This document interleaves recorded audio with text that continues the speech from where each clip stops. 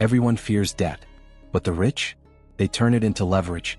While most run from credit cards and loans, the wealthy quietly use them to build more wealth, not less. It's a strange paradox. The same thing that keeps one person awake at night funds another person's freedom. The difference isn't income. It's interpretation. You've probably seen it before. Someone drowning in payments, cutting cards in frustration, swearing off credit forever. And somewhere else, someone signs for $1 million loan and sleeps peacefully. One calls it danger. The other calls it design. That's the quiet truth of wealth. The rich don't fear credit. They manage it like oxygen. They understand that cash is limited, but access isn't. And when you master access, you stop playing by the same rules. Ever wonder how a business owner with a modest salary acquires properties, funds investments, or scales faster than logic allows? It's not luck. It's leverage, carefully built, quietly structured, and never flaunted. Because the wealthy know something most don't: power, when exposed, loses its edge. That's why they protect privacy, structure debt in silence, and never explain how the numbers move. By the end of this video, you'll understand how the rich use credit secretly, not recklessly, to multiply their income. You'll see why the same system that traps most people in debt quietly funds empires for others. Principle 1. The leverage mindset. Daniel once started with a $20,000 business line of credit. Instead of using it for lifestyle, he bought equipment that doubled his production within 6 months. He paid off the loan in 1 year, then qualified for $200,000 at better terms. The same tool that bankrupts others built his foundation. The poor borrow for pleasure. The rich borrow for purpose. The difference isn't intelligence, it's intention. When you borrow for comfort, debt chains you. When you borrow for capacity, it frees you. Leverage isn't dangerous. Impulses. Every dollar borrowed can either expand your reach or drain your energy, depending on who's in control. Most people borrow because they have to. The wealthy borrow because they've planned to. They understand that control over borrowed capital builds flexibility, and flexibility breeds freedom. Credit doesn't destroy you. Misuse does. When you stop fearing it and start structuring it, you'll see that leverage is not risk. Lack of control is. Because wealth was never built on fear. It was built on foresight. Principle 2. Building relationships, not transactions. Olivia didn't chase interest rates. She built relationships. While others spent hours comparing loan offers, she spent years building trust with one banker who knew her business inside out. That trust earned her access to private lending. Rates lower, limits higher, doors open.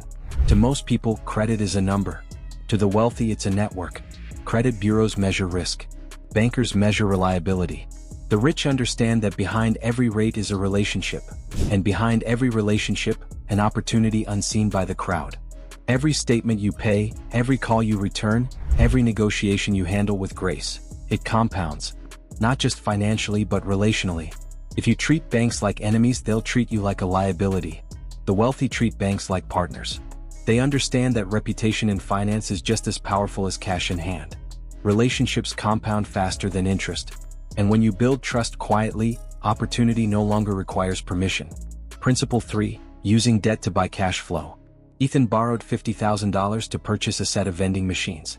Within 9 months, they paid themselves off. The profits financed new routes. Within 3 years, his passive income outgrew his original loan by 6 figures. That's how old wealth thinks. They don't borrow to spend. They borrow to build. Every loan must fund something that breathes, something that creates its own momentum. Debt becomes dangerous only when it fuels consumption. But when it fuels creation, it becomes an engine. The rich borrow against future cash flow, not fleeting ego. For them, every dollar borrowed must have a return, a rhythm, a purpose. It's never about showing success. It's about building systems that can sustain it. So the next time you reach for credit, ask yourself, does this make me freer or more fragile?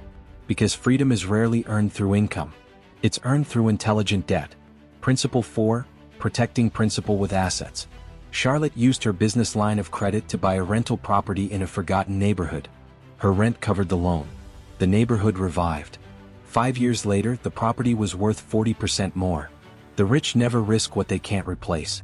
Every loan they take is backed by something that grows, something that stands between them and loss. They don't borrow to buy, they borrow to own. Ownership that pays. Ownership that protects. Ownership that grows quietly while everyone else spends loudly. Cash flow shields them from collapse. Appreciation rewards them for patience. That's the cycle: protection first, profit second. When you borrow without an asset, you're building on sand. When you borrow backed by something productive, you're building on stone. Because real security isn't having no debt, it's having smart debt. Principle 5. The discipline of invisible debt. James controlled over $10 million in assets through holding companies and silent partnerships. His name appeared nowhere. When the market turned, his exposure stayed hidden. His leverage? Invisible. His reputation? Untouched. The wealthiest don't owe less. They just owe smarter. They understand that visibility creates vulnerability. The louder your money moves, the easier it is to target. They separate identity from ownership, not to deceive but to protect. Because privacy isn't secrecy. It's strategy. The most powerful people in the room are often the quietest. You won't find their names on plaques or flashy titles. They build their world behind layers of calm design. Trusts, entities, agreements, all structured to keep wealth private, efficient, untouchable. You don't need millions to think this way. Just discipline.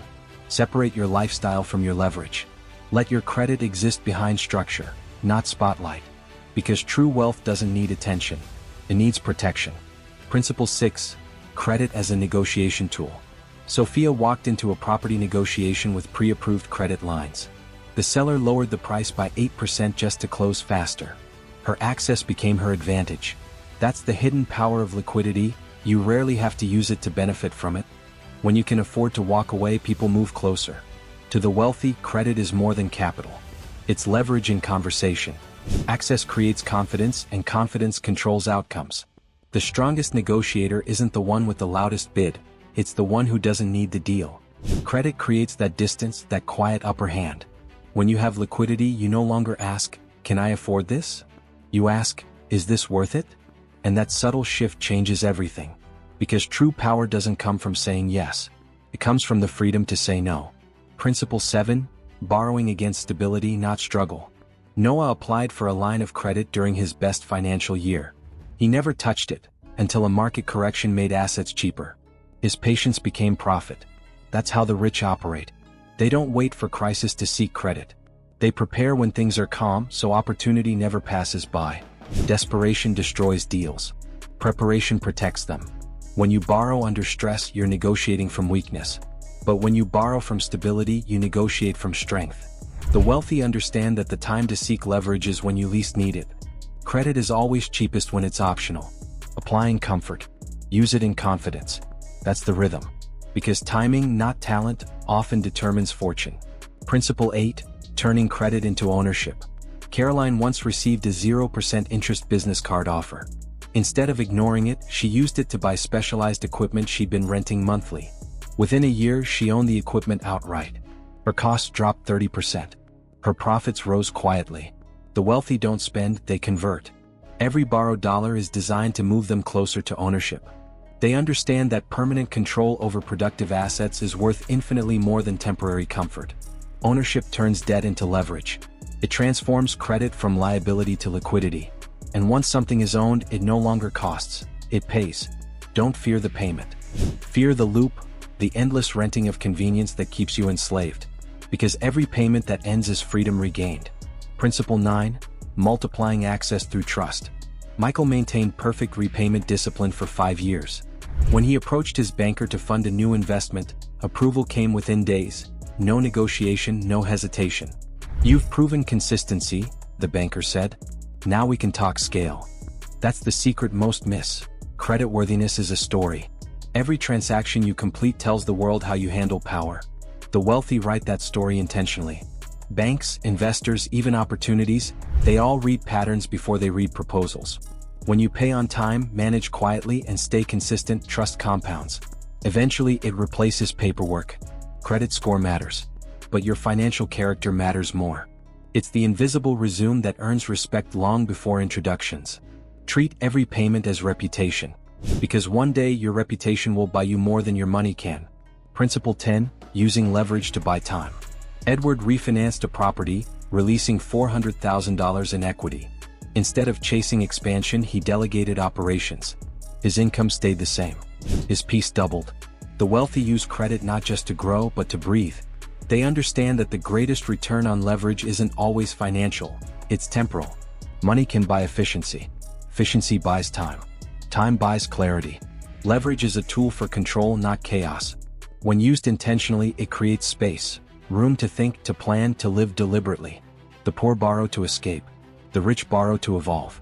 Because in the end, wealth isn't how much you have, it's how much of your life you own. Principle 11, Debt Recycling. The Hidden Loop. Amelia once paid off a $100,000 facility. Most would celebrate and close it. She didn't. She used it again, this time investing in dividend yield assets.